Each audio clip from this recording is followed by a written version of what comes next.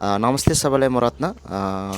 आज म यो एयर फ्राई अनबक्सिङ गर्न जाँदैछु। यो कुनै कम्पनीको तर्फबाट कुनै स्पोन्सर भिडियो त होइन।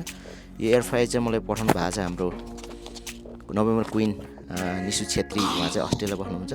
उहाँले चाहिँ पठाइदिनु भएको छ मलाई खाना पकाएर खानालाई सजिलो होस् दाइ हजुरलाई भनेर चाहिँ एउटा लिनुहोस्, धेरै सजिलो हुन्छ भनेर चाहिँ उहाँले पठाइदिनु भएको छ। उहाँलाई यो एयर फ्राईको लागि धेरै धेरै धन्यवाद हृदयदेखि नै होइन। र फटाफट अनबक्सिङ पनि गर्दैछु, म फिटिङ पनि गर्दैछु र हेर्दै जाउँ। फर्स्ट टाइम चलाउँदैछु जिन्दगीमा, जे होस् राम्रै हुन्छ होला। फाइनल रिजल्ट हेरौँ कस्तो हुन्छ।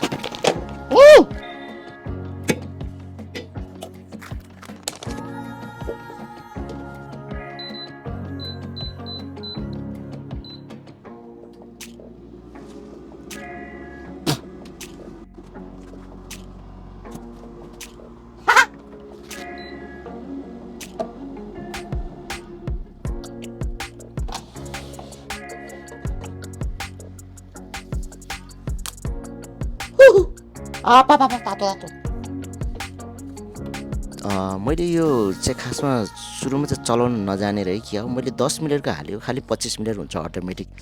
सायद अटोमेटिक आफूले नै उ गर्ने हो कि यो टाइम होइन। मैले टेम्परेचर चाहिँ 190मा राखेको थिएँ, अलिक बढी भयो कि हो।